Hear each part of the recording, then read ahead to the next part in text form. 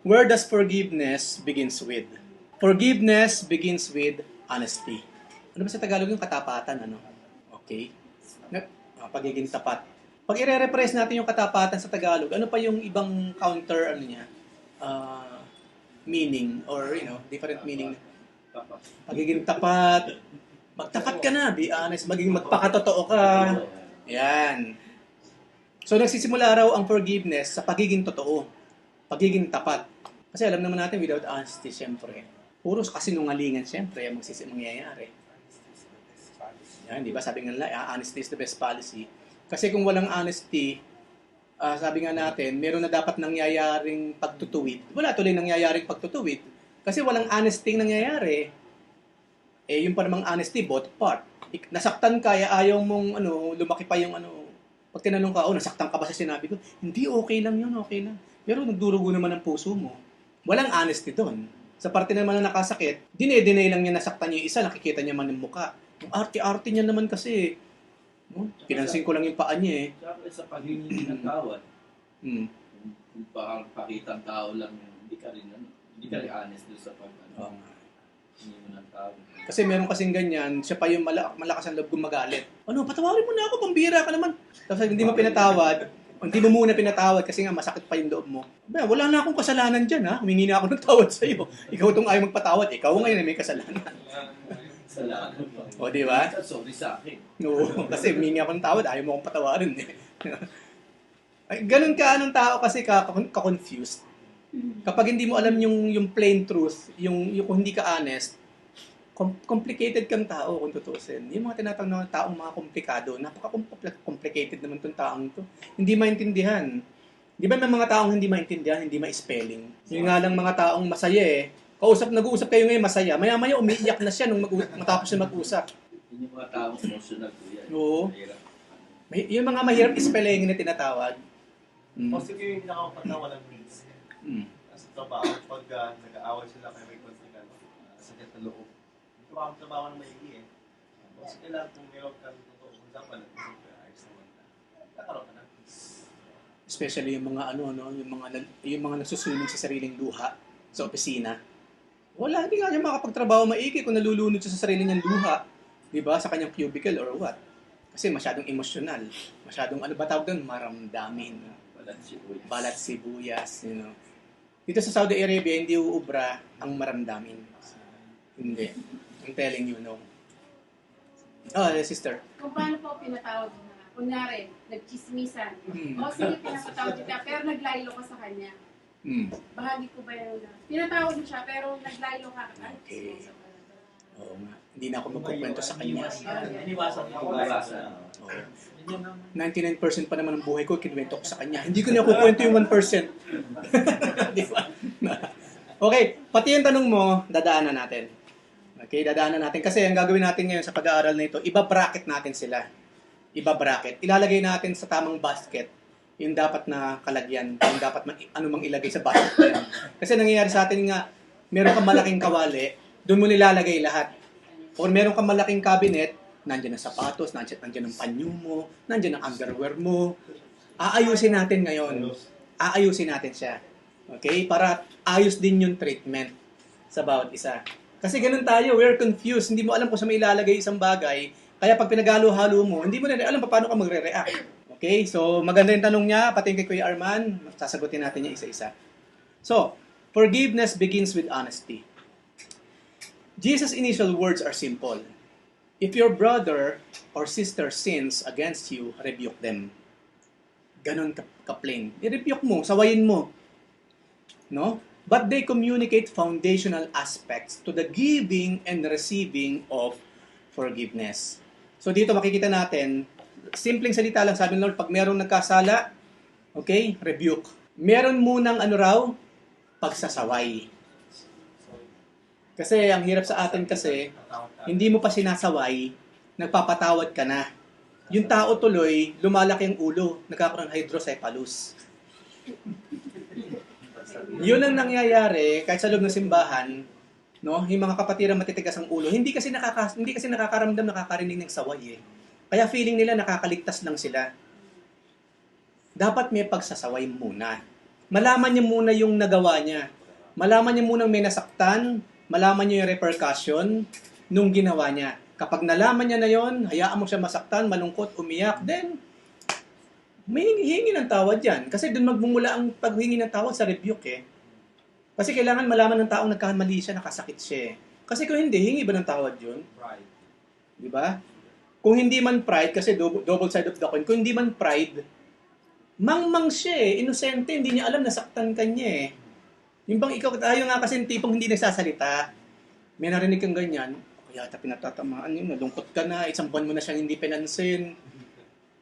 Ang mahirap pa nun, yung galit mo sa kanya, na hindi mo naman sinasabi kasi, na wala naman siyang malay, ikukwento mo naman sa iba. Alam mo, nasaktan ako niyan. Yung mga sinasabi niya, mukhang puro patama sa akin. Oh. Malay naman ni Cyrus. Si Cyrus pa sasabihan mo. Diba? Si Cyrus nga nakatingin lang sa ano, hindi makapag-concentrate sa kanyang ginagawa. Tapos yung nakakarinig, pagkaminado na rin. Of course. Meron kasi tinatawag na ano damage control. Maging sa loob ng simbahan nung araw kasi nangyari yan. Ang tamang treatment sa bawat problema na meron sa simbahan, especially damage control. Kung may problema ka nakita, huwag mo maikalat, kapatid. Kasi hindi mo kinontrol yung problema eh. Hinipan mo siya, pinalaki mo pa. Na yung mga taong wala dapat malaman, inosente sa mga bagay na yan, dahil wala naman silang dapat nagawin about that, nadamay. Kasi na problema. Ano mangyayari? Mapapansin mo, bakit kaya nangungunti ang mga kapatiran, nag-aalisan yata? Hindi mo alam, may issue pala sa'yo. Hindi niya sinasabi. Sa iba niya pinagsasabi. Nag-aalisan ngayon. Right? Dapat kasi merong formal na review or pagsasaway. Alam mo kapatid, chismosa ka. Diretsuhin mo na. No? Kasi ang hirap kasi ayaw nga kasi natin makasakit eh. Yun ang problema natin eh. Akala kasi natin, kapag nakasakit ka ng damdamin, makasalanan ka na. Hindi laging kasalanan ang makasakit ng damdamin, mga kapatid. Walang sinabi sa Biblia na kapag nakasakit ka ng damdamin, nagkasala ka na sa Diyos. Walang nagsabing gano'n sa Biblia. Depende kung bakit mo nasaktan ang damdamin. Okay? Depende sa motibo. Depende kasi sa ginawa niya kung bakit siya nasaktan sa mga sinabi mo. Okay, kasi nga again, ilalagay natin sa tamang kahon bawat eksena na yan na pinag-uusapan natin para alam natin kung paano natin silang harapin. Kuya. Kaya kung pwede mo naman sabihin sa magandang paraan, sa ibang way, na para hindi siya maintindihan niya kung ano yung gusto mong naging sa kanya. Pwede mo gawin. Pwede naman, di ba? Isoloy mo siya. Halika dito, sister. Kumusta na, sister? Di ba? May mga ganun naman eh. Kumusta na, sister? How's your mother? How's your father? Your family? Di ba? Pag okay na lahat, nga pala, sister, tako mo kasi. Sa maganda ka pamaraan mo sabihin. O kung chismosa, sister, balita ako kasi, may mga kapatiran na sasaktan kasi medyo na ikukwento mo kasi yung buhay nila sa iba, yung mga private things, Pwede ako. Pwede nga may mga kaya may ibang salita na hindi ka rin masakit. Kasi pag binigla mo rin ang dinarinig mo, hindi lahat ng tao kahit sabihin mo Kristiyano. Of course. Kaya nga especially sa church, tinuturuan natin ng bawat isa to be open with each other. Ang problema kasi, to be fair, marami kasing mga Kristiyano onion skin. Dahil ang katotohanan, hindi sila open sa lahat. Pinipili lang nila yung mga taong pwedeng sumaway sa kanila. Na kapag ikaw na ang sumaway, masama ng loob. Pag itong isang to, kasi close sila, doon niya binubuksan ang puso niya eh. Walang problema. Yung iba, hindi. So for me, that's bias. At hindi sinabi sa Biblia ang isa sa bunga ng Espiritu yung pagiging bias. Wala. Pantay-pantay tayong lahat sa mata ng Diyos. So maging sa bagay na yan, supposedly, lahat tayo open sa lahat. No? Sawayin niyo ako, sawayin ko kayo, magsawayan tayo. Dapat ganun eh. Walang pinipili, walang kinikilingan. Ha? May karapatan tayo sa Of bawat course. isa. Amen. Kasi yan ang sabi sa Biblia eh. Kasi wala namang special child sa atin. Meron ba sa atin special child? Mga napaka-special na parang may sariling mundo na hindi pwedeng kantiin. Diba? Anyway, lahat tayo special, siyempre, sa Lord. Okay? Yan. So dito makikita natin, diretsahan sinabi ng Panginoon, kapag nagkasala, i-rebuke. Okay? I-rebuke. Sawayin. sawayin. Gawin natin lahat ng kapamaraanan para masaway siya nang hindi siya masasaktan. Tama yung sinabi ni Kuya Kuya Cyrus. Kuya Armando. Ay, bagay din yung isipin after ng Oo. Yun yung ibang hindi sa pag-aaral. Yung iba tayong Oo. yun, doon. Magsama-sama muna. Kakakilanlan ba ako isa eh. Ayan. Kaya iba Ayan. yung batch na Kaya dapat umikot, makipag-usap sa lahat, hindi nakadikit ng kung iilan lang. Hindi pa pwede yung ganun. Okay. So dito malinaw ha. Sinabi ng Lord, kapag nagkasala daw, i-rebuke. Okay, i-rebuke. Kasi through that, doon magsisimula yung giving saka receiving ng forgiveness. Nagsisimula sa rebuke. Hindi ako nagsabi ang Lord. Hindi sinabing, if your brother or your sister sins against you, i-treat mo siya sa Jollibee. Walang sinabing ganun. Or magkibit-balikat ka na lang, or manahimik ka na lang ever, hintayin mo siyang magbago or what, magsisi. Hindi. Rebuke. Kasi sinabi Sawayin. di ba sinabi na open to the spirit and Of course, look at that. Lagi natin kinokot yun, pero to be honest with you, hindi ako naniniwalang lahat ng Kristiyano tanggap yung verse na yan. No? Kasi marami kapag nirebuke mo talaga sumasama loob. Minsan nga hindi mo naman nare-rebuke eh. Nataon lang nakasama sa mensahe o sa pag-aaral, yung something na may kinalaman sa kanya, na wala ka namang malay na yung pala yun ang ginagawa niya, sumamalog sa'yo. Kasi hindi na sumama sa Bible study. Diba? So yan yung mga sign, hindi yan bunga ng espiritu. Ulitin ko mga kapatid, yung onion skinning, hindi yan bunga ng espiritu. Yung pagiging maramdamin, hindi yan bunga ng espiritu. Yung pagiging emosyonal, hindi yan bunga ng espiritu. Basahin nyo ang Bible, hindi kasama yan sa nililinang or kinukultivate sa karakter na isang Kristiyano. Hindi kasama yung mga yan.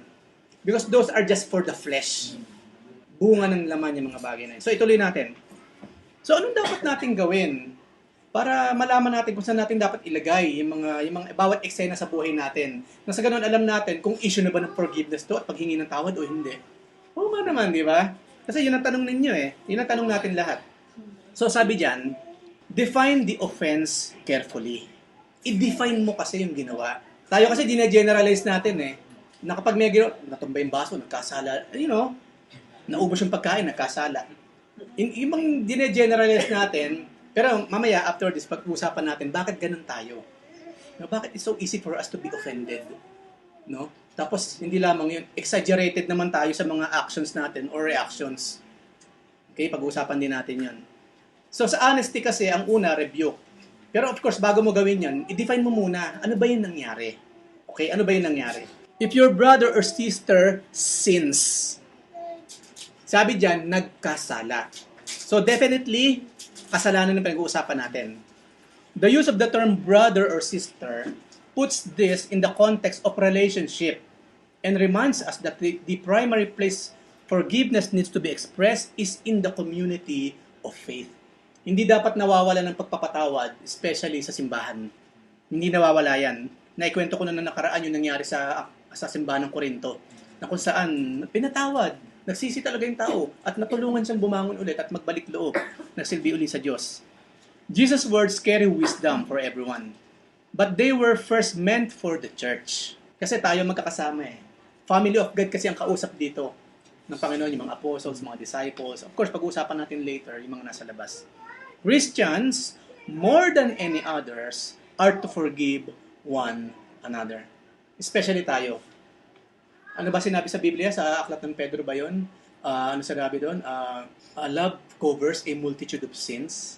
Multitude. Pag sinabing multitude, sobrang daming kasalanan, kaya yan takpan o hugasan ng pag-ibig. Kaya nga sabi ng Lord, di ba? I have a new command nga pala sa inyo ha, bago ako bumalik sa Ama. Ano po yun, Lord? Magmahalan kayo. Di ba? Actually, that's funny for me pag minabasa ko yun. Kasi imagine, ang tagal na lang magkakasama. Tapos ng mga panahon malapit na ang Panginoon umalis, which is 3 taon mahigit na ang lumipas, magkakasama yung mga apostles. Tapos yun pa rin ang sinasabi ng Lord sa kanilang utos at bago pa. Bagong utos pa, magmahalan kayo. Isa lang yung sabihin nun, maging yung mga apostles kasi hindi sila magkakasundo. Kung mapapakinggan nyo yung isang mensahe ni John MacArthur, yung patungkol sa 12 disciples or apostles, they are totally different to each other. Hindi sila magkakasundo, mga kapatid. May Judas na makampera, hindi mapagkakatiwalaan. Merong magkapatid, si John saka si James, the sons of thunder. Konting kibot na bubuwisit at gusto kang paulanan ng kidlat o apoy mula sa langit. Merong Pedro na meron pang laging dalang tabak.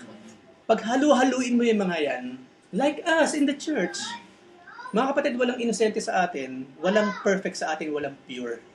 And yet, magkakasama tayong lahat. So yes, we really need forgiveness. Yung practice of forgiveness, especially sa loob ng simbahan, we need. Dahil it's so easy for us to commit sin sa bawat isa. It's so easy for us. Pero it's very hard for us na magpatawad naman kapag nagawan tayo ng something na hindi natin gusto. May tanda nga po yun, diba? Pag-ibig lang ang susunod ng lahat na magbubuklod sa ating lahat. Yeah. Ano po yung isang kanta? Tayo isang katawan. Sa harapan ng may kapal. Ano ba yan? Hinubog ng kanyang palad upang maging kagalakan. May isang Diyos na may layunin at may utos na dapat sundin. Ano sinabi? Magmahalan, magpatawaran, bunga ng pag-ibig, Diyos ang pinagmulan. Tapos ano yung chorus? Iabot mo ang iyong kamay, kapit bisig, sa pagkakaisa.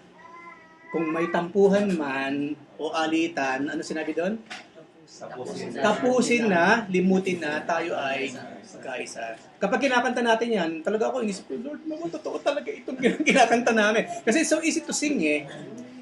Di ba? Pag kinakanta yun, puntuwa ka naman. Pero ang tanong, yung bang kinakanta natin, nagre-reflect sa buhay natin. O baka naman tayo hanggang hallelujah lang. Sabi nga ni Butcharpet, ang buhay Kristiyano hindi puro hallelujah lang. Dapat makita sa buhay mo yung pagka-hallelujah mo mismo. So hindi mawawala sa simbahan yung rebuke. Kasi we will always commit sin. Lagi tayo magkakamali. Pero let's be honest. Let's be honest. So una, sin. Kapag kasalanan na pinag-uusapan, then ang katapat lang kasi ng kasalanan, forgiveness eh. Especially kung mga Kristiyano ang mga nag-uusap. Kasi walang condemnation. Ano sinabi sa Romans 8:1? Therefore, there is no more condemnation to those who are in Christ Jesus. Kaya pag nagkasala tayo sa isa, hindi mo pwede i-condemn yung kapatid. Kinukondemn kita. No? No. Wala na condemnation kasi sa atin eh. There's only one option. Forgive. Humingi ng tawad kapag ikaw ang nakagawa ng kasalanan or magpatawad kapag ikaw ang nagawa ng kasalanan. Those are the only option. Equally important is the recognition that Jesus was talking about sin. Specifically about someone who sins against you. So kapag meron nagkasala raw sa atin, sabi ng Lord, forgive. Sin, ang pantapat lang talaga sa Kanya, wala nang iba pa. Forgiveness. At yun ang ginawa kasi sa atin ng Lord, di ba? Yun ang ginawa niya in order, kasi nga makasalanan tayong lahat. Ano ginawa ng Lord? Di, pinatawad niya tayo. Ganun lang naman ang ginawa ng Lord. Ganun lang kasimple. Di ba? At gumawa siya ng paraan upang ipakita niya yung kanyang pagkakaroon ng pagmamahal sa atin. Ito ngayon, katulad sa mga pinag-usapan natin kanina. So, malinaw kanina pinag-usapan natin, sin, kasalanan. Ngayon nga lang, many things irritate, annoy, or upset us about someone else. Those may require endurance, patience, but they do not involve forgiveness. Kasi aminin na natin sa hindi, ang feeling ko nagkakasala ka sa akin kasi nasaktan mo ako eh. Pero minsan yung kapatid naman wala namang ginagawang masama. Hindi ba ganun ang tao? Ang sipag-sipag ng kapatid, ikaw naman, sisipag-sipag, Di ba may mga ganyang klase ng mga malicious thinking ng mga tao? Walang ginagawang masama yung tao, pero ikaw ang marumi yung utak mo. Kaya kapag may ginawa siya, ang feeling mo ikaw ang pinapatamaan, naiinis ka ngayon, nai-irritate ka, nabubwisit ka, feeling mo yan, salbahe talaga itong taong to. You know, naiintindihan ba yung sinasabi ko? Yan, sisipag-sipagan. You know, yung mga ganong klase ng tao, to be honest with you, hindi yon sign or character or attitude ng isang tunay na anak ng Diyos. Again, hindi yun bunga ng Espiritu. Yung malicious thinking na tinatawag, hindi po ubra yung ganon. Kasi kadalasan tayo, nagde-demand ka ng paghingi ng tawad ng isa, pero ang tanong, nakagawa ba talaga siya ng kasalanan sa'yo? Baka nabwisit ka lang sa tao. Hindi mo lang talaga siya gusto. Bias ka lang talaga. Ayaw mo lang talaga sa kanya. Kaya wala siyang ginawang mabuti para sa'yo. Nandun na rin. Mm. Siguro yung ano, Oo, ganun eh. pagkaingit. Mm. Parang pinag-iingat. Of course, inggit. Inggit siyempre. So, nakita natin, di ba? Hindi ko mo tayo nasaktan, nakagawa ng kasalanan yung isa. Hindi laging ganun. Maaring masama lang talaga ugali mo. Na konting kibot ng tao, masama ng loob mo sa kanya. Na lahat ng gawin niya mali na sa para sa'yo. Then, walang forgiveness doon, kapatid. Walang pinag-uusapang forgiveness doon. Magbago ka. Ikaw mismo ang magbago. Lord, bakit ba ako on yung skin? Especially yung mga maramdamin. Kaya nga minsan yan na nagiging issue eh. Pag, yung bang, kunyari, masyado kasi ako maramdamin. Ngayon, ini-expect ko, ito pang isa. Ang isa kasi sa ugali natin, gusto natin yung tao, mahulaan niya yung nararamdaman mo nasa utak mo. Mananahimik ka lang na ganyan. At simangot kang ganyan. Yung tao ngayon lalapit, bakit parang God ka yata sa akin? Yung bang, ano ba yung tao? Magikero ba yun? Para malaman niya yung nasa puso't isip mo? I mean, I'm telling you, hindi ba pwedeng sabihin ng diretso? Yung bang magagalit ka lang sa kanya, mababawasan yung pagtingin mo sa kanya, hindi mo na ginagawa sa kanya yung dapat yung ginagawa mo sa kanya dati. Yung tao ngayon, iniisip niya, ano ginagawa akong kasalanan dito? Bakit? Halatang halata, marang masama ang loob. Pag pumasok ako, lumalabas siya. No? Pag natulog ako sa kusina, mamamatay sa gutom, hindi pupunta ng kusina.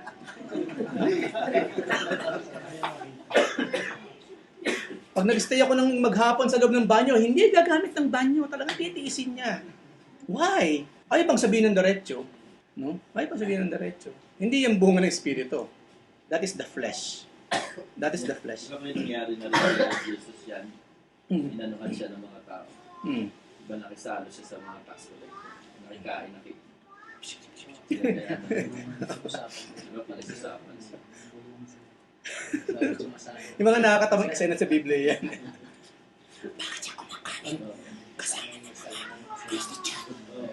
Dami ng Lord, syempre. Ano sinabi ng Lord? Ano naman yung pinag-uusapan niya dyan? Di ba? Ang Lord pa naman, napakagaling niya. Di ba? Inano na kagad siya, inusgahan na. Minsan tayo ganun din. No? Nalalaman mo naman eh. Sabihin niya na sa akin kasi nagalit siya sa akin. Sa ganun, may settle na namin. Di ba? Kasi minsan pag tinatanong mo na, ayaw din naman niya magsalita. Hindi, wala. Yun yung mga yun yung mga nagpapabagal sa pag-usad ng simbahan. Hindi lamang simbahan, yung relationship ng bawat kapatid, yun ang magpapabagal. Parang giling ng bato talaga siya. Na sobrang bigat, hindi makausad yung boat na kinalalagyan natin. No? Kukontrahan sa buwan. Oo, nagkokontrahan. Yan. Pag yung sasagawan siya ng pakanan, bakit kaya siya nagpapabagal? Yung maraming maliciousness na iniisip. Yan. So, isa yan sa kailangan nating i-consider. Kasalanan ba talagang ginagawa niya o nai-irritate ka lang? O nabubwisit ka lang sa kanya? Or nalulungkot ka lang kasi hindi niya na ginagawa, yung expectation mo, hindi niya na-meet? Pues, walang pinag-uusapang forgiveness doon, kapatid. Endurance na lang talaga, patience. Katulad sinasabi ni Kuya Arman kanina. Patience. At, hindi lamang yon. Sometimes we feel that someone has wronged us. But the truth is that jealousy, insecurity, or ambition may distort our perspective. Okay? Okay, ulitin ko. Sometimes we feel that someone has wronged us. But the truth is that jealousy, insecurity, or ambition may distort our perspective. Someone who disagrees with us or who hurts our feelings does not necessarily need our forgiveness. Hindi ko mo nasagasaan ang ego mo, pipilitin mo yung taong maging guilty siya at humingi siya ng tawad sa'yo para yung ego mo mahimas. Hindi ba? Kaya minsan o kadalasan, maging sa simbahan, bakit hindi pa kayo mag-usap? Ba't hindi pa kayo magpatawaran? Right? Kasi actually pinag-uusapan lang kasi doon, kapatid, ego. Meron kasi sinabing, according naman sa Biblia, nakanti ang ego niya, doon nagsimula ngayon yung space, yung gap. Anong pagpapatawaran ang gagawin natin? Hihingi ako ng patawad sa bagay na hindi ko naman kasalanan? I mean, distorted yun, I'm telling you. Magkakasala rin ako kapag humingi akong tawad sa'yo sa isang bagay na hindi ko naman ginawa. O sa isang bagay na hindi naman kasalanan, pero for some reason, nasaktan ka. True or false? Doon papasok yun kung ano ang tinanim mo. Ngayon, nagtanim ka ng sama ng loob sa tao na hindi naman. Sigurado may lalabas na hindi maganda para sa Mamumunga ng pa. Yan. Amen. Ilang simbahan ang nawasak dahil sa jealousy? Ilang simbahan ang nawasak dahil sa insecurity? Ilang simbahan ang nasira because of selfish ambition? Ilang simbahan ang nasira because of distorted perspective? Yun ang hirap kapag meron tayo nun, lahat ng kapatiran magiging makasalanan para sa'yo. At ang feeling mo, lahat sila dapat humingi ng tawad sa'yo. Samantalang no, nasaktan lang ang ego mo, kapatid. Kaya ganyan ka. Tsaka bawat salita ng tao na yun, Mm. aabangan mo na kung ano yung sis ko, ano yung lalapat mo na naman sa'yo. O yan na naman, sa akin na naman pakakutan. Kasi nakatalina sa puso mo yan eh. Siyempre, Pag nakatalina sa puso mo, aabangan mo bawat salita niya. yan. Ayun na naman, patama na naman to. Ako na naman to. Actually, tama yun. Ano sinabi ni Paul? Sabi ni Paul, kaya nga sabi ni Paul, sa mga marurumi, ang lahat ng bagay ay pawang marurumi. Sa mga malilinis, ang lahat ng bagay ay pawang malilinis. Kung marumi ang utak mo, kapatid, wala nang malinis para sa'yo. Malinis man yung sinasabi niya, but since marumi ang utak mo, marumi yan para sa'yo. Biblical yun. Sa mga marurumi, lahat ay pawang marumi. Sa mga malilinis, lahat ay pawang malinis. So mamili ka. Siyempre naman, pipiliin natin yung kalinisan. So, mas pabor pa hindi nakakaintindi. Hindi ko naiintindi. Hindi ako nagkakasala. Yung bang 5 years nang yung simbahan, naging nahati sa dalawa, wala kang malay na nahati na pala 5 years na. Kaya hindi ko nakikita si ganito. 5 years na. Inosente. Kasi wala kang kasalanan, nilalagay sa puso.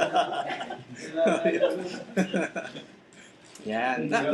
Meron bang nasagot sa mga tanong ninyo kanina? Dito pa lang? Dito, kasi ito po mga bagay na may jealous and security. Ikaw sa sarili mo, hindi mo kayang i-admit yan eh. So, yung kumbaga, kung nagsiselos ka, ganyan yung ego mo natataman, kumbaga sa sarili mo, hindi naman siguro, talaga siguro may kasalanan na sa akin. Kumbaga hanggat hindi na na-approach ng tao, kanyari, mga kapatiran, hindi sinasabi, baka naman naiintindihan. Hanggat wala nagsasabi sa'yo na gano'n, hindi mo siya marirealize din. Kasi Yun. bilang tao, syempre may mga kanya-kanyang part pa rin. So, mahirap talaga i-admit. Yun ang kahalagahan ng rebuke. Ma-break down yung wall na kinirate niya sa kanyang puso't isipan. It must be broken down. Rebuke ang sisira doon, mga kapatid. Rebuke. Kasi nga, kung ayaw mo siya masaktan, pero alam mo masama ginagawa niya, kapatid, hindi ka nakakatulong. Ano sinabi sa James 4:17? Sa kanya, na alam niya kung ano yung tama, pero hindi niya ginagawa yung tamang nalalaman niya, nagkakasala siya. Kung yung kapatid, masama na yung ginagawa, hindi mo sinasaway, kapatid, makasalanan ka na rin. Parang nakiayon ka na sa ginagawa niya. Yan. Indirectly, sumasang-ayon ka sa kanya. Hindi lang pagsaway yun, ha? Kapag gumagawa ng mali, hindi mo sinasaway, I'm telling you, sinabi ng Biblia, nagkakasala ka rin sa Diyos. Again, kaya lagi ko rin sinasabi, hindi sinabi sa Biblia, hindi tinurong magkibit-balikat ng isang Kristiyano. Walang sinabi sa Biblia na at si Jesus ay nagkibit-balikat na lamang. Wala. Sinire-rebuke niya.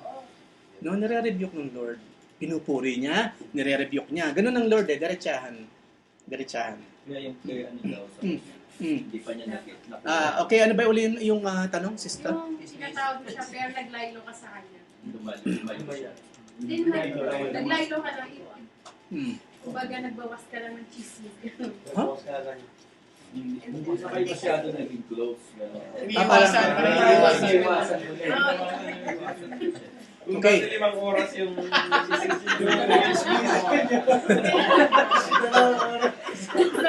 Bawas ang informasyon. Kasi pag ganun kasi, wala din yung tinatawag na restoration. Kasi hindi ba tayo forgive and restore? So, kapag ganun tayo, ay hindi na bumalik talaga yung dati naming relasyon, you know. Ano na yun? Ibig sabihin, hindi mo nagawa yung restoration. Yung napag-isapan natin dati na nagkalamat na. Yan. Pero dapat, Which is sa standard ng tao yun. Oo. Yung may lamat na kami, no? Ang relasyon namin. Walang ganun sa Biblia eh. Kasi, di ba, ang Lord kasi, all things are possible sa Kanya. Walang lamat-lamat sa Lord. Kasi yun isang click lang na ganun eh, buo na ugat at mas maganda pa kaysa sa dating kalagayan. Kaya hindi lamang yun. Kung totoo yung lamat-lamat, ito tayo, may lamat na sa Diyos. Lalo na tayo, durug-durug na tayo talaga. Ano pang epoxy gagamitin mo doon? Diba? So, again, sa standard ng tao kasi ganun eh. No? Hindi mo na ibabalik yung dati. Okay lang siguro okay lang, sige na. Pero sa Lord kasi hindi, ang gusto niya restoration. Di ba yun ay tinuturo ng prodigal son? Nang bumalik siya nga, mas iba pa yung naging relasyon nila ng father niya eh. Mas, oo. Di ba? So maraming tinuturo sa Biblia. Una, walang itinuro sa Biblia na kapag pinatawad mo, okay lang na hindi na kumpleto uli yung relationship. Ang sinabi sa Biblia, kailangan mayroong restoration. Again, katulad kay Paul. Inirestore sa gawain yung tao, yung relationship, sinaway ni Paul yung mga kapatirang ayaw ibalik yung dating relationship. Kasi dapat talaga mayroong pagbabalik sa dati. Kahit siya, Ikaw paano po ninong bigla mag-chismis ulit? Okay, babalik tayo din sa sinabi ng Panginoon. Kung sa isang araw, 7 times siyang nagkasala sa'yo, at 7 times siyang humingi ng tawad, Kuya, kasi siguro, kailangan din yung tao yun, yung person na halimbawa kaibigan ni Ate Elena, na sabihan siya. That's the time for you to rebuke her na, ate, hindi yata maganda yung pinag-uusapan natin. Pinag-uusapan natin yung buhay ng may buhay, gano'n. Ikaw na mismo ang magsabi sa kanya na hindi maganda yung ginagawa ninyong dalawa na pinag-uusapan ninyo yung Siguro napakahirap para sa kanya. Siguro ang tinutukoy niya, hindi kapatiran. maaari. Kaya mas mahirap Oo. mong i-review. Okay. Kasi magkakaroon na mag-focus na kung kapatiran, okay ko rin. Pero kung hindi, Away. pagsasakastig ka lang siguro. So, ako personal ko lang, for me, yung pagsasaway, Kristiyano o hindi Kristiyano, dapat merong pagsasaway. Ito kasi, first and foremost, dapat pinapractice sa loob ng simbahan. Pero it doesn't mean hindi na siya papractice sa labas. Halimbawa si Jesus Christ, sino ba yung mga nare-rebuke niya? Yung mga Pharisee. Di ba? Si Peter nare-rebuke niya. Pati yung mga Pharisee nare-rebuke din ng Lord, yung mga eskriba. I mean, ibig sabihin, inside and out of the church, kung pagtatama ang pag-uusapan natin, yung paglalagay sa tama ng mga bagay-bagay, yung nga lang, maging maayos yung pagsasaway. Merong way. Oo, merong ibang katamaraan. Maring sa kapatiran, madediretso mo siya, uy, kapatid, alam mo, liars go to hell. Or, yung, sabi sa Biblia, yung mga gossipers, hindi belong sa kaharian ng langit. Sa kapatid. Pero sa labas, ibang approach siyempre. Ibang approach. Tsaka doon kuya papasok yung pagiging Kristiyano mo. Ipakita mo na siyasati mo rin sa sarili mo, yung ginagawa mo, bakit nagkakaroon. Sila na i-chismis. Ikaw, kunyari, chismis ka. Isipin mo rin kung ano yung mga ginagawa mo para may tama mo para hindi nila magawa ng ayaan sila. Kasi pag-uusapan naman natin dito, in general, social life no? Especially kung ikaw na ang nalalagay sa alanganin because of the person, meron kang karapatan. Buti nga, wala pang demandahan. Kasi sa Pilipinas, pwede kang magdemanda. Buti nga, hindi may dedemanda. Di ba? Sasabihan mo lang. No? Pwede, itigin mo na yung pagkakwento ng 99% ng buhay ko na ikwento ko sa'yo dati. Kalimutan mo na. Kaya nga, lesson learned, huwag magkwento ng personal life. May mga bagay na para sa lahat, may mga bagay na para sa iyo lang at sa pamilya mo. Hindi mo nga kinuwento, pinost mo noon sa Facebook. At yan ang nangyayari. Feeling something. Tapos pag nag-comment ka, ba't kasi mangot ka na naman? Tapos sasagot, judgmental ka naman masyado. Ikaw pa ngayon na may kasalanan. Buhay ko to, huwag ka mag-ialam. Ipopost. May bagong buhay ko. Magulong tao kasi, magugulong tao. And of course, forgiveness operates in the realm of sin when God's standards of behavior are violated. Kapag nakita mong ang niyuyurakan na, yung mismong standard na inilikha ng Panginoon, then, meron ng forgiveness na pinag-uusapan doon. Pero kung nainis ka lang kasi, nag-fall short siya sa standard mo, then what's that? Diba? Pero pag sinabi talagang forgiveness, nasa sphere siya, nung tinatawag na talagang may kasalanang nangyari. At yung kasalanang nangyari, hindi according sa standard natin, kundi sa standard ng Diyos. Then, dun talaga papasok yung issue ng forgiveness. Kasi kadalasan kung saan natin ginagamit ang Pero forgiveness eh. kung halimbawa gaya ng tinanong mo kanina, talagang Mm. narinig mo siya na sinismiss ka, Mm. tapos hinayaan mo na lang, pinagpasensya mo na lang. Ano yun? Part ng forgiveness niya. Hindi. Okay. Siyempre, merong pagpapasyensya muna, di ba? Pero hindi kasi laging puro ganun na lang eh. Dumarating ang time talaga, kinakailangan na niya marinig. Kailangan sa sabi. Oo, kailangan masabihan na siya. Parang kinukonsinti lang yung tao. Ha? Kinukonsinti lang yung ginagawa. Yan kasi yung pagkakonsente, yan ang hindi maganda yan. Sa simula, hindi kasi, kawawa naman kasi, Kaso kapag lagi tayong ganun sa kanya, lenient masyado, kasi abuso yun eh. At magiging parte na tayo ng problema kasi hindi mo sinasaway. May pananagutan na tayo sa Lord. Again, papasok in James 4:17. Alam mo na yung dapat mong gawin, hindi mo ginawa. Kasama ka na sa crime. Eh, paano po kuya, di ba? Na-rebuke mo na siya.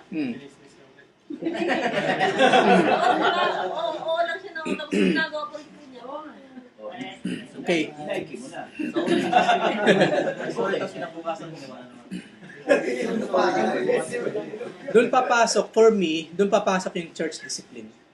May tinatawag na disciplinary action. Kasi diyan nagsisimulang nagkakaroon ng kapatirang depressed eh.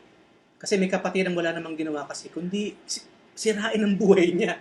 No? Mapagpatawad naman siya. Kaso ito naman isa, walang ginawa kundi pahirapan ang buhay niya.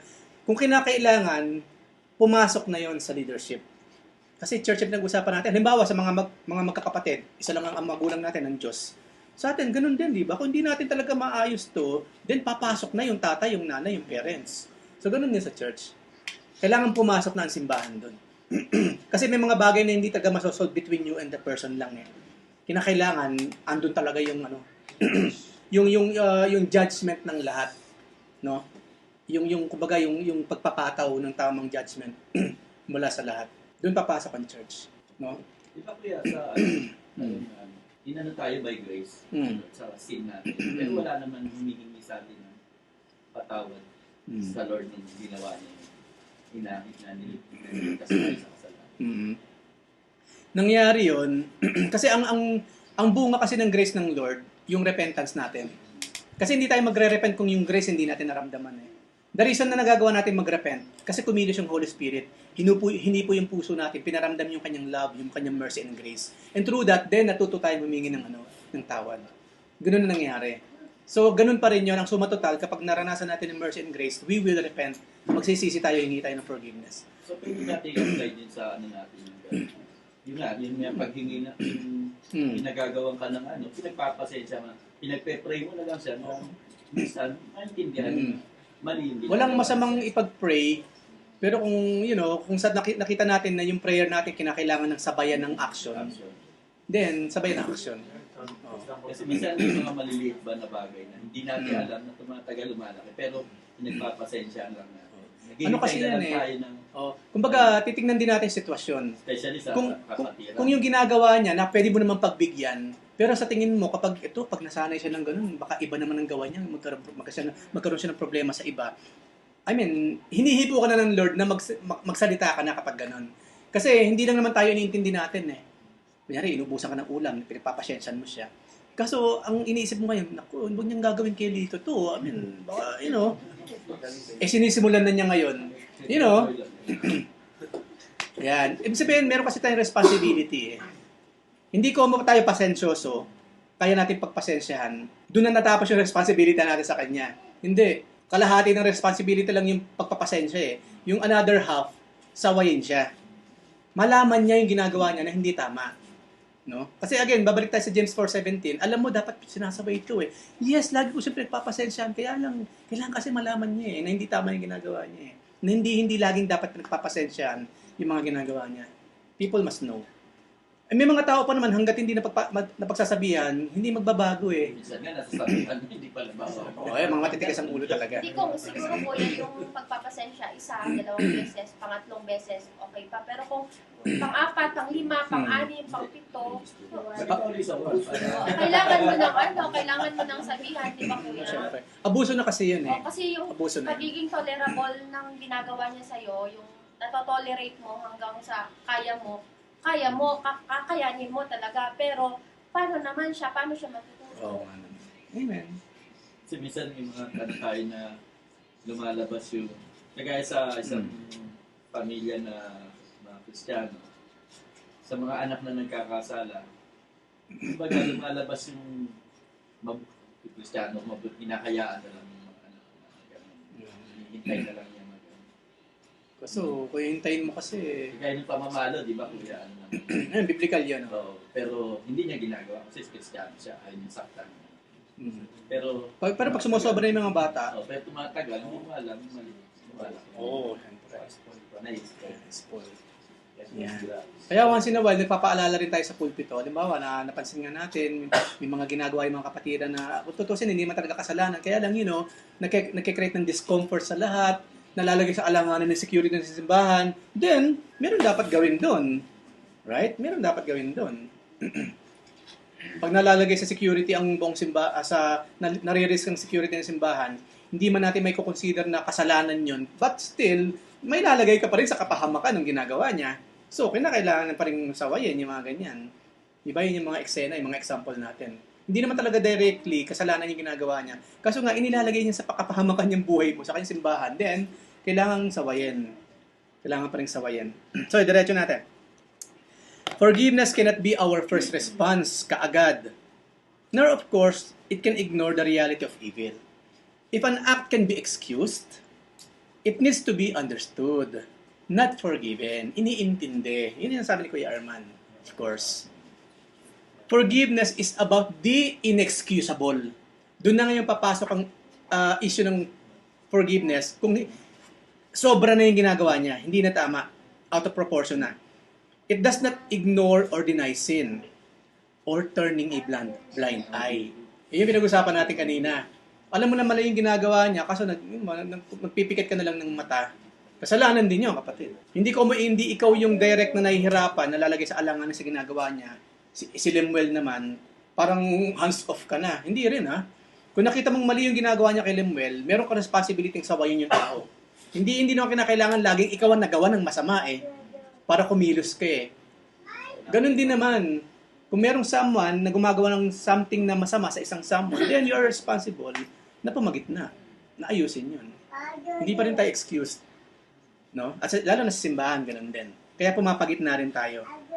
So, walang turning a blind eye. Such a response indulges sin, yung sinasabi ni Edith kanina.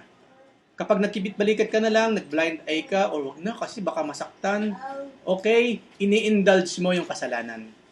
Inaalagaan mo. Pinoprotektahan mo yung sinner, yung kasalanan, kaysa doon sa ginagawa ng kasalanan. Mas kawawa naman yung isa.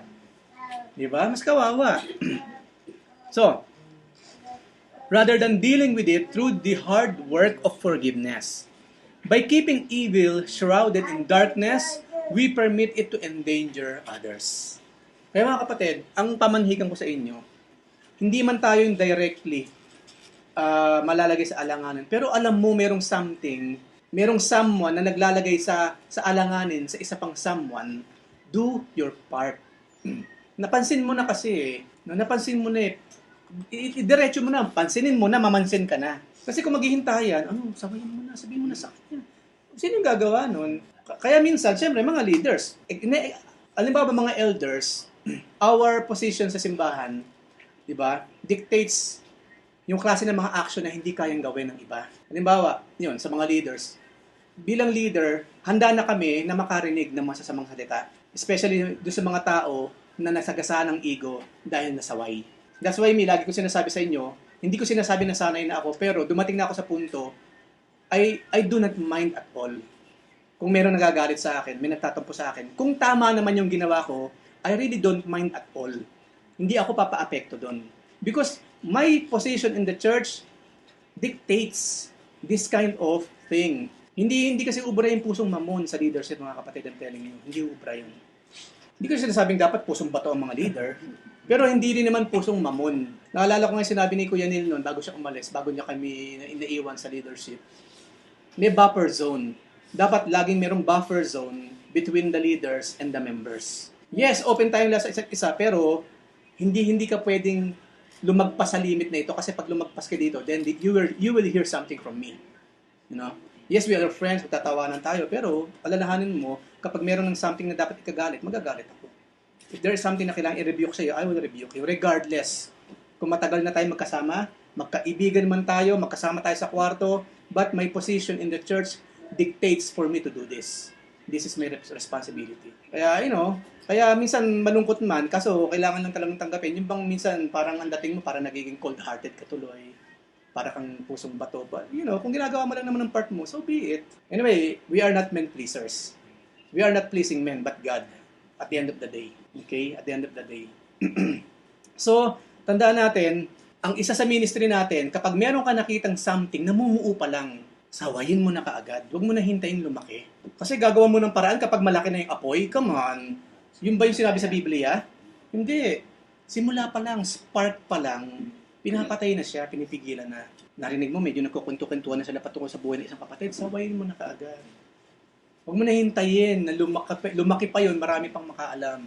Mga kapatid, to be honest with you, malaking responsibility natin pagdating sa pagsaway sa malaki man o maliliit na mga hindi tamang nangyayari sa loob ng simbahan. We are responsible. Okay? So, of course, Jesus was not talking about burying sin, na ibabaon mo na lang sa limot yung kasalanan. Under the naive assumption that time heals all wounds. Isa kasi yan sa ginagawa natin, hayaan mo na lang. Panahon na lang ang magpapahilom sa sugat na kanya nilikha sa aking puso. Ano sinabi ng isang kapatid last time, mayroong nagsabi sa inyo, kuya, hindi nga natin alam kung kailan tayo mamamatay yung time mo, kung hanggang mamayang hating gabi ka na lang, di walang time heals the wound para sa'yo. Oo nga naman. Kapag yun na sinabi mo, hayaan mo na siguro after 50 years, maghihilom din yung ginawa sa akin ni Elsa. Bakit may 50 years ka pa ba? Hawak mo ba ang buhay mo? Hindi mo nga alam pagtulog mo kung magigising ka pa Kaya isa yan sa urgent na dapat ginagawa ng isang Kristiyano, pagpapatawad. Hindi lamang yun, paghingi ng tawad. Kapag alam mo naman nakakagawa ka talaga ng kasalanan, humingi ka ng tawad kasi hindi mo alam Ay naku, ba't ako hingi ng tawad kay Elsa? Manigas siya, tapos hindi ka na nagising. Hindi mo imagine that. Kung hindi man, saka na lang ako hingi ng tawad kay Elsa, hindi ko next week na lang, next week. Bakit may next week ka pa ba? Lagi natin iisipin dapat yun. Kasi kaya nga ang bawat araw may paglubog ang araw Kasi tapos na siya Paglubog ng araw, tapos na yung araw na yon. Forever gone na yon. Forever gone. Walang araw na bumabalik. Walang back to the past. Wala. Laging bago. Kapag nakalipas, katulad nito, ano bang date ngayon? 13? 14? Mamaya, 13 pa lang ngayon. So maya-maya, wala na tong 13, to. Wala na to maya-maya, forever gone na yan. Ang tinuturo sa atin ng Lord doon, kaya nga sinabi ng Panginoon sa Biblia, samantalin daw natin lahat ng pagkakataon to do good. Kasi we never know. Because time passes by, parang usok ang buhay. You never know. So pagpapatawad man o paghingi ng tawad, kailangan priority. Forgiveness is a priority. Hindi tayo naniniwala na time heals all wounds. Again, mag-iisipin na, paano yung mga nirapang, kapatid, huwag kang gumawa ng ganyang klase ng mga hypothetical na mga kaisipan. Gusto mo bang mangyari sa yun? Gusto ba natin mangyari sa atin yung ganung eksena? Ba't mo iniisip? Minsan kasi doon natin ilalagay standard natin. Siguro, Kuya Eric, mahirap magpatawad, especially kapag yung anak mo na-rape. Kapatid, huwag mong ilagay yung sarili mo, huwag mong problemahin yung something na hindi naman nangyayari. Ang problema kasi natin mga tao, mahilig tayo sa ganyan mahirap siguro magpatawad, lalo na kapag yung anak ko na-rape. Kapatid, please. Ikaw mismo ang gumagawa ng sarili mong multo. Ikaw mismo ang nagpapahirap sa sarili mo para magpatawad ka. Ang isipin mo, maraming salamat sa Lord, hindi niya hayaang mangyari sa akin ang bagay na ito. Dapat ganun tayo Hindi puro negative ka agad ang iniisip. Again, I understand because we are in the flesh. But kinakailangan yung spirito ang siyang kumontrol sa flesh, hindi yung flesh, hindi yung emotion ang kokontrol sa espiritu. Hindi baliktad. So wag na tayo mag-isip ng mga extreme examples. Basta sinabi ng Panginoon, forgive and restore, that's it. Hindi man lang pinag-usapan nga kung ano yung kasalanan nangyayari. Basta yun ang sinabi ng Lord. Regardless kung anong klaseng pinag-usapan natin, basta magpatawad. Yung sinabi ng Panginoon. Sabi dyan, kung totoong time heals all wounds, time heals clean wounds. Soiled wounds fester and infect. Yung iba kasi ang ginagawa, tinatakpan lang. Pinagtatakpan yung sugat. Ang sugat, kapag hindi mo na talaga totally pinagaling, ano ba term nila doon? Magnanaknak. Nabubulok. may infect. Magkakaroon ng internal... Ayan. Mas magiging komplikado. Magkakaroon ng komplikasyon. Yun ang example ng mga taong hindi marunong magpatawad. Pag inalagaan mo yan, Yun nga yung kanina ko yan, di ba? Pag tinanim mo, yung kunyari yung nagpatawad ka, ay pero hindi totally na nandun pa rin yung Ayan. honest, Ayan. lumalabas lang. Ayan. Lumalaki yung sulot Lalaki sa- yan. Ito nga pinag-aaralan natin, actually, paglaya ito eh. Pinag-usapan natin dito, freedom. Freedom sa kabigatan ng kalooban. Yan ang pinag-usapan natin ngayon. The same thing happens both in our inner being and in our relationships when we attempt to suppress the sins done to us. Hindi sinusuppress yung sin. Ine-expose. Parang sugat again. Ang sugat hindi mo tatakpan lang para hindi makita. I-expose mo siya, lagyan mo ng alcohol, lagyan mo ng betadine. Kaya masakit talaga yung healing process pero at least nag-heal. Yung iba kasi tinatakpan lang eh. Hindi yan ang tinuturo ng Biblia. Denied offenses continue to pump poison into our lives. Yung bang, again, alam mo naman, ginagawan ka ng masama, pero pinagkikibit balikat mo lang, para mo na yung laso na binibigay niya, hinahayaan mo lang pumasok sa sistema mo. Isang araw, kapatid, yung patience mo, mauubos yan. Yes, walang masama sa pagbibigay ng patience, pero alam nating lahat to. Hindi lahat ng pagkakataon kaya mo magtimpi. Hindi lahat ng pagkakataon kaya mo magpasensya. Huwag mo na hintayin, sumabog ka na lang isang araw. At mas mahirap yon. Kaya nga, di ba, meron doon mga galit na implosive sa explosive. Mas maganda raw yung explosive. Kung galit ka, pakita mo galit ka. Hindi yung kinikimkim mo lang, wala problema. Pero iniipon mo lang pala. No? Para ka may tumor sa puso, may tumor, isang kalabit na lang niya, sasabog ka na, nangyari nga siya. Sumabog nga. Ang nagawa mo ngayon, mas masahol sa ginawa niya sa'yo. Diyan nangyayari yung mga tinatawag na murder. O hindi murder, ano ba tawag? Homicide ba tawag doon? Yung talagang, pinatay mo yung tao sa pagkabwisit mo sa kanya. O sa pagkainis mo sa kanya. Right? Kaya napag-usapan natin ko yung pananahimik ka nag-ano. Yung part na rin ng yun, di ba? Na pinakita mo din na nagagalit ka kasi nanahimik ka. Talagang kailangan maramdaman niya ng tao. Ay, galit siya, nananahimik. Yan, of course. As long as mako-convey yung message mo, that's okay. Pero maganda rin kasi yung verbal, mga kapatid eh. So, ako personal ko lang, iba pa rin yung verbal kasi. Sinasabi. Sinabi lang din sa kapuyan sa Biblia na hindi naman tayo magalit. Dapat hindi Diba? Oo nga naman. Be angry but do not sin. Si Joseph, nung kinupunta niya yung mga kuya niya, di ba? Yung labas niya, talagang nilabas niya, yung galit niya. Bago nagkaroon ng restoration. Oo nga. Dapat ganun kasi. The person must realize the sin committed by him. Kasi kung titignan natin kuya, tingnan natin yung nangyari bago sila nagkaroon ng restoration. Di ba parang tinago niya, gumawa siya ng ibang eksena eh. Kaya tuloy, gumawa siya ng kaparaan na mapagbintangan yung bunso. So hindi maganda yon. Parang nailabas niya yung galit niya o yung quote niya doon sa isang tao. Wala namang kasalanan. Kamali-mali doon sa ginawa ng mga kuya niya. Si Benjamin. Diba? Yun ang consequence doon eh. Ayun Pwede ang mahirap. madamay yung ibang tao. Amen. Indirectly, madadamay yung mga inosente kapag hindi mo ginawa yung dapat mong gawin ngayon. Kasi maaaring yung ginagawa sa'yo, sa iba naman magawa. No? Yun ang mahirap doon. Kapag hindi tayo marunong magsalita or mag-review ng ating kapwa. And, nor was Jesus talking about simply forgetting sin, as is suggested by the cliche, forgive and forget. Often, such an idea gains credence by quoting the biblical idea that God forgets our sins. Kasi nga sinabi sa Hebrews 10:17, their sins and lawless acts I will remember no more. Akala nila tinuturo ng Biblia dyan, ang Diyos nga nagko-forgive and forget eh. But no, hindi yun ang tinuturo ng Biblia. Does this mean that our sins are erased from God's memory? If so, He could hardly be the all-knowing God. Right? Oo nga naman. Kung i-erase niya sa memory niya, hindi na siya all-knowing. He didn't forget their sins. They were recorded so that future generation could learn from them. Kaya nga nababasa pa natin yung mga kasalanan ng mga ninuno natin eh. Naka-record pa nga siya eh. Pero ang point doon, ang ibig sabihin dyan, when God forgets our sins, ang ibig sabihin nun, He no longer holds them against us. naaalala ko pa rin yung ginawa mo sa aking masama nung araw, pero hindi ko na yung gagamitin ngayon against you. Totally wala na sa usapan yan. Kasi di ba yun ang fear natin? Ako, nung nakaraan kasi, sinubukan kong lasunin to eh. Pero pinatawad niya ako eh.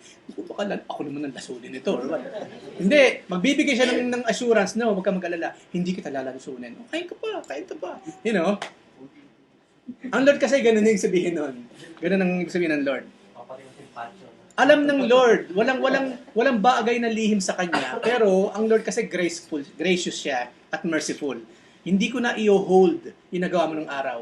At yung treatment ko sa'yo, walang kinalaman sa ginawa mo sa akin dati. Walang pagtatanim ng galit. Yun ang pinag-uusapan natin dyan. The central issue is not that we forget, but what we do when we remember that someone has wronged us. Isa yan sa challenge sa atin. Kapag naalala mo yung tao, pag naalala mo yung ginawa niya sa'yo, ano ang reaction mo ngayon? Visit ka pa rin ba? Kapag visit ka pa, hindi ka talaga nagpatawad. Kapag inis ka pa sa kanya, hindi ka talaga nagpatawad. Kapag wala kang tiwala sa kanya, hindi ka pa talaga nagpatawad, kapatid. Kapag hindi pa bumabalik yung 100% relationship mo sa kanya, hindi ka pa talaga nagpatawad. Yun ang point natin. Pag sinabing restoration, 100% restoration. Kung tutuusin nga, lagpas pa doon sa 100. Again, gagawin natin example, yung parable of the prodigal son. Mas naging maganda pang kalagayan ng prodigal son nang siya'y magbalik sa piling ng kanyang ama. Tinanggap niya yung mga bagay na hindi niya na dapat tanggapin. In-enjoy niya yun. So, ganun din yung pinag-uusapan natin ngayon. I know it's very hard kung flesh ang pag-uusapan natin. Kung itong laman na ito ang pauunahin natin, yung emosyon, kapatid, kung masyado mong paglalaroon sa isip mo, hindi talaga, ginawa niya na ako masama nung araw, then hindi ka makakawala sa sumpa ng kawalan ng pagpapatawad. Definitely magkakaroon niya ng epekto sa ating kalusugan na rin. Spiritual saka physical life. So, panghuli, it is largely a mistake to say forgive and forget. That is a mistake. Rather, the judgment of grace enables us through the power of the Holy Spirit to remember well. Na kapag pinag-usapan niyo yun, nagtatawa na lang kayong dalawa. Oh, hindi ba nilasan mo nga ako nun, buti hindi ako namatay. Ikaw talaga. Ito nga siya. Oh, hanggang dito. Yan. Parang hirap. Para sa atin lang bilang di ba? Nag-born again tayo, pero pag uwi natin ng Pilipinas, yung mga barkada natin dati. Ganun pa rin yung tingin. Hindi ka na dito. Parang kang bago lang. Kasi ganun pa rin yung tingin niya sa inyo. Kaya dun mahalaga yung declaration. You must declare your faith. Antimano. Again, hindi uubran pa ang pakiramdaman system doon. Bakit hindi ka na umiinom, pare? Sabihin mo na, kaya ako hindi umiinom, pare. Born again na kasi ako. Dapat ganun. Kasi bigyan tayo.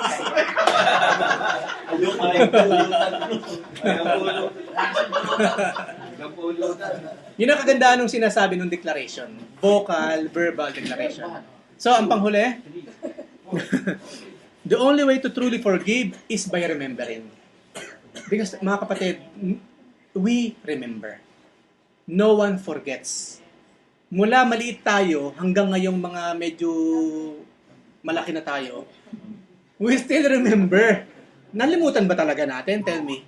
Wala tayong nakakalimutan. So, saan papasok yung forgive and forget? Wala. Kaya, tinatanggal na natin yung notion na yun. We forgive and we restore. Even though we remember everything clearly in our mind. The only way to truly forgive is by remembering.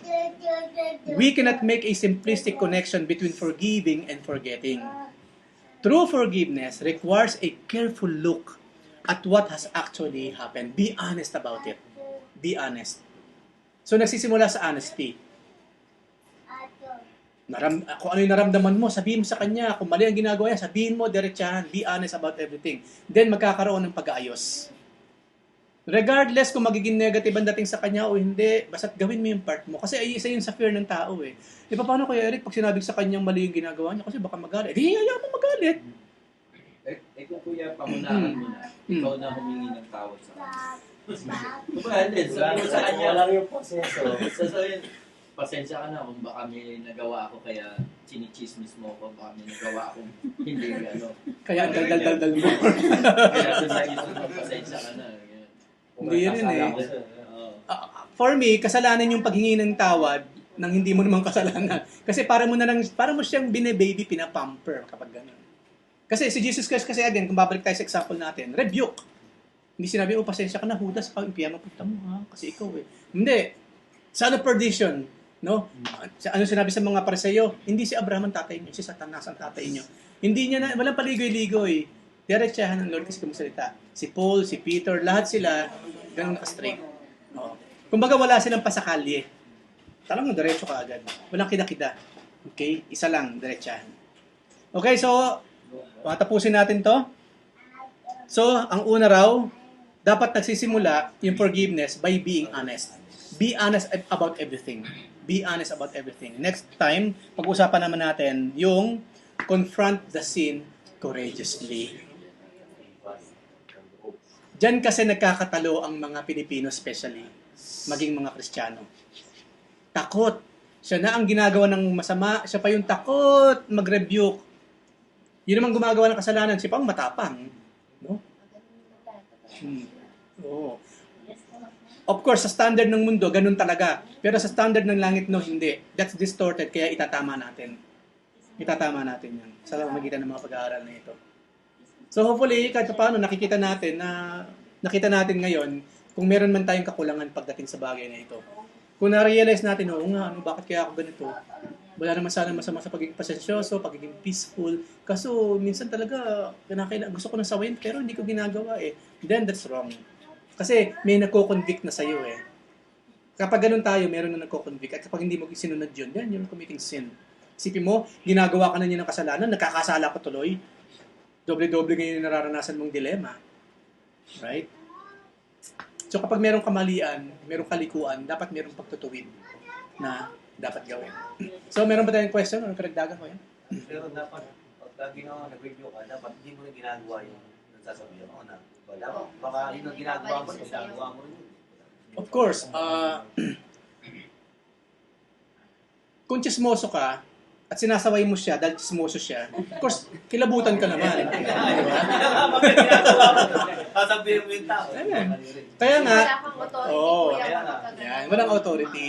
pag sasabihan mo yung kapatid na, ay, huwag kang kumuha ng ganyan. Ikaw naman, kumuha ka ng kumuha. Hindi. Kaya hindi ba last time na pag-usapan natin, kinote natin sa Biblia, sabi doon, bago mo tignan yung dumi ng iyong kapwa, tignan mo muna yung dumi mo sa mukha, tumingin ka muna sa salamin, at tignan mo baka naman ikaw may dumi ka rin. So biblical yung sinasabi ninyo. Kaya nga doon ganun kahalaga yung yung clean living na tinatawag. Kasi kapag sa tulong ng Panginoon, siyempre hindi lang sa kalakasan natin, sa tulong ng Lord kahit paano naging malinis tayo sa kanya, we have the authority to rebuke. We have the authority na sabihan yung tao sa mga ginagawa niya. Kasi nga naman, maganda yung sinabi ninyo, next time pag-uusapan natin yon dito sa part na ito.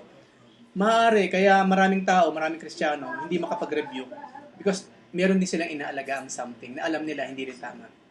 And they are afraid na ibalik sa kanila o ipamukha sa kanila yung ginagawa naman nilang something na hindi tama. Minsan, iisip mo, wala kang karapatan. Tatakot ka. Oo nga. Ano yan vicious cycle yan na kailangan makat. Kaya natin pinag-uusapan to, para makat na yung vicious cycle na yan. Kasi isipin niyo, kung merong ginagawang masama yung someone, tapos wala ni isa man sa atin makasaway, kasi lahat naman tayo may ginagawang masama, ano mangyayari sa simbahan? Pabulok ng pabulok. Isumbong mo na lang sabihin mo na lang doon sa elder. Kung natatakot. Kasi sabi ng elder, may ginagawa rin kasi masalanan. Ikaw nakakita. Magtuturuan na lang magtuturuan. Nakita. Dadamay mo pa ako. Oo, dadamay mo pa ako dyan. Mamaya masilip din yung ginagawa ko. Nakita mo na pala. Yan. Ano po yan, dapat i-apply natin sa ating mga Kristiyano yung disiplina sa sarili. Kasi yung na-observe ako, tulad ng mga presider, ba't hindi sa tinatawag na sa sinira na kanya-kanya panlabas. Ayan. Labas-pasok. Ayan. Dapat kung tayo dito siya, ano yung disiplina dito? Oo nga yan, narinig siya sa Benny, ha? Kasi napapansin natin every Friday yan, eh. Sila sabi mo ng handa Lalo Oo. nabasa mo na nabasa. Oo nga. Tayong lahat po ay manahimik. Maglago ng ingay na gano'n. Pero kuya, siguro maganda rin ang topic pag ay minsan mga ganyan na tungkol sa simulan uli yun sa sarili. Topic naman. Hopefully, itong mga pinopost nating YouTube audio, pinakikinggan din ng mga hindi dumadalo sa pag-aaral.